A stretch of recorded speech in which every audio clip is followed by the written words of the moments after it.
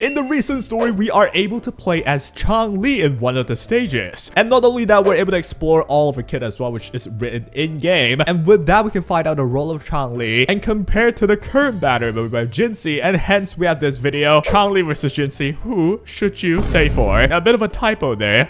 You should simp for Changli, okay? Allow me to start with today's presentation with Changli. Let's break her down, okay? On the screen right now, you see a TLDR of Changli. Now, in-game, she has a role that's written as main DPS, which is weird to me because I think she's more of a sub DPS, but she does have a supportive outro skill. Not sure if it's an error in the game, but considering this is her outro skill, which is the exact same as Yinlin's, but for fusion damage, I'd like to see Changli as a sub DPS rather than a main one. But let's just move on to point number 2. Changli is a consistent DPS. Her damage will mainly come from a Forte Circuit, which is a charge attack after you max the Forte Circuit. I'll break down the entirety of our gameplay is later, but considering her multipliers that are pretty similar for Forte Circuit and ulti as well, you'll find that her damage will be quite consistent as compared to someone like Jinhsi, which just nukes you with that 1E, right? And then with the third point, which makes Changli so unique, we have 15% defense ignore in her inherent skill. 15% defense ignore is calculated based on the enemy's defense. So when an enemy has insanely high defense, the 15% that you ignore has higher impact, which means Changli may be the best damage dealer against a high defense unit. If you use anyone else to attack like a 6 million defense character, Changli will ignore 15% of that 6 million. And that is a lot of mitigation ignore. That for me is the main thing that makes Changli stand out. But you know what? Let's just keep going for now. There's the same outro skill as Yinlin, but for fusion damage. I mentioned this before. This makes her kind of a sub DPS, but in-game it's written as a main. Plus she also has defense ignore. It's something we've never seen before, right? But regardless though, after we understand this is her outro skill, we need to see who she helps. Now with Yinlin, it's clear that she's designed to help at least calcharo, and it's not even perfect yet. But with Changli, the rest of the fusion damage character in the game would be encore, Mortefi, and Chixia. We'll easily get rid of Mortefi because Changli could buff Mortefi, but Mortefi will get swapped out in no time, losing all the buffs. That means Chixia and Encore should be able to best utilize Changli's outro skill. Then again, not perfect at all because they don't do their most damage from their ultimate. With all that said, this means that Changli is designed for a perhaps future character that can fully enjoy the benefits of Changli's outro skill, which means that if you pull for Changli, be ready that in the future, you might have the best ally for a certain character that's gonna come in that's fusion damage, with their main DPS source being the Resident's Liberation. But anyways, to keep going, she has lower multipliers than Jinhsi. Now it's confusing because in-game I believe she's written as the main DPS for all. I think she's a sub DPS, so the point is kind of moot to compare to a pure main DPS like Jinhsi. But since video is to compare the two, well, here you go. Don't expect Changli to do more damage than Jinhsi, at least in the current meta. But in the future, if there's a lot of high defense characters that Changli can utilize the 15% defense ignore, something Jinhsi doesn't have, you might see the tables get flipped, though the chances of that is pretty low because if they power creep Jinhsi like that, the game's over. And before we jump into Jinhsi, allow me to show you how Changli plays. On the screen right now, we'll see what's all revealed in-game for Changli's kit. Feel free to give it a read, but I'll break down how you usually play her in a very normal combo as I break down every skill. To play Changli, you want to maximize the Forte Circuit bar. As long as you do that as fast as you can, you'll do the most damage. And the way you do it, here's how. Start with 4 basic attacks. Now allow Changli to enter a state named True Sight. Under the True Sight form, Changli can do one more basic attack to activate True Sight Conquest. This gives her 1 stack of Forte gauge. On top of that, if she's mid-air while in this state, she can also do 1 mid-air attack to achieve the same effect of gaining 1 Forte stack. And moving on, we have her skill, which is named True Sight Capture. This allows Changli to dash towards an enemy and enter True Sight. This skill can be used twice, so very simply, you want to use E into True Sight, use a basic or a mid-air basic. That gives you 1 stack of Forte energy. Use your E again, another basic again, to get yet another Forte stack. And if we look at her intro skill, it also gives her True Sight. So the ideal scenario is that with Changli, you trigger intro skill, get True Sight, get 1 stack of Forte, use 4 basics, get the 2nd stack of Forte, use a Resonant skill into a mid-air or ground basic twice in order to get all 4 Forte. Once you get it max, hold your charged attack and that'll activate her Forte Circuit. Her Forte Circuit here will consume all of the stacks in order to do a really hard-hitting attack, during of which Changli will have less damage taken. And once you finish that, you're going to use her ultimate, which is a very simple AoE attack that does quite a bit of damage, and it instantly gives you 4 stack of Forte again. That means simply enough, you want to do a charge attack again to activate that Forte Circuit attack, yeah? After using her ultimate though, and using her max Forte charge attack, she'll gain 25% attack buff. And it's at this point you swap to someone else and repeat the whole cycle again. What you'll notice is it's kind of weird because Changli seems to be on field for quite a while, which makes her a main DPS like the game says she is. But then again, her outro skill buffs fusion damage, buffs liberation damage, which no one in the game can really fully benefit from yet. It makes her quite a unique character that I believe will be pulled for someone in the future that's going to be released. Now that you understand fully about Changli,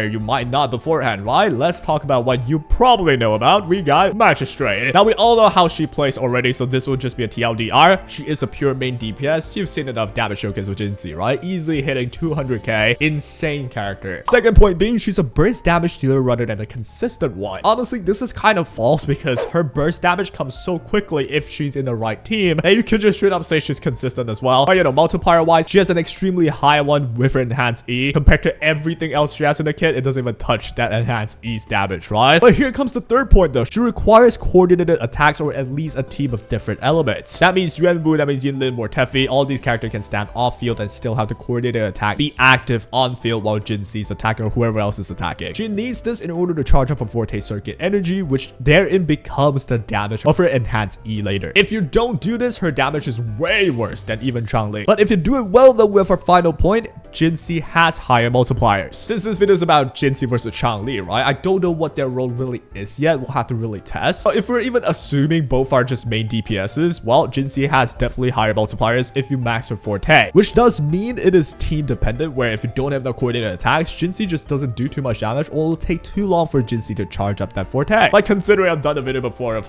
just showing you how easy it is Jinhsi can get max if you just have a single Yuan Wu even. Her value as a main DPS is not stunted at all. And with that, we can have a direct comparison slide here, which we do. Changli is more of a consistent DPS with a lot of sources of damage that's just balanced overall. Just a lot of things that buffs herself as well. With the attack buff after the ultimate, she has an inherent skill that gives her fusion damage bonus as well. However, that's not too different from Changli, which gives herself a lot of spectral damage boost. But Changli is more of a burst DPS. So there's a little bit of difference there. Now, for both of these characters as well, there are no perfect allies that complement them perfectly yet. This honestly should answer your question. Both of them are going to be usable in this meta. In fact, they should be fairly strong, especially Jinhsi. We don't know she's insanely strong. But in the future, depending on what character comes out, Changli might just straight up become the best character of all time. And with the third point, we have Changli that has a defense ignore that could be really valuable in the future, depending on what character comes out that can help with defense ignoring, or if the future enemy just has insane defense and Changli's value for defense ignore increases a lot, which overall means I think Changli's potential will be in the future where more characters get released. As compared to Jinhsi, she currently does more damage for sure. Although she doesn't have the perfect allies, the fact that her numbers are so huge, especially if you can max her Forte consistently, her value is already proven in the current meta to be one of the strongest DPSs in the game. So TLDR, if you want a safe bet for a character that can clear everything easily, you'll get Jinhsi. But if you're a person of culture and you believe that in the future there's gonna be a character that really prefers Changli as their teammate, go ahead and get Changli and treat her as more an investment for the future that will be strong even now. Even when Changli's multiplier is not as high as Jinhsi in a direct comparison, Changli's damage will not be that far behind that she's just unusable, right? She's still a full-fledged 5-star with a lot of self-buffing abilities, ignore defense, all that jazz that I mentioned before. You will expect her to do a lot of damage anyway. Not as much damage per screenshot like a burst DPS Jinhsi, but over time the damage you do for Changli team will not be that low. But anyways, that is all for my direct comparison of Jinhsi and Changli. Hopefully I helped you decide who to go for. Me personally, if I were to choose one or the other, I gotta go with the one that shushes me rather than the one that prays for me. Bad mummies always win my heart, you hear me? And that'll be all for today. Let me know what you think. And to close this out, all of this is just my opinion and what we found out based on the trial version of Changli. Things could change time code official release, and it's more important for you to pick whoever you love because both of them can clear everything, trust me, if you play them right. So take the video with a grain of salt. And that'll be all for today. Take care.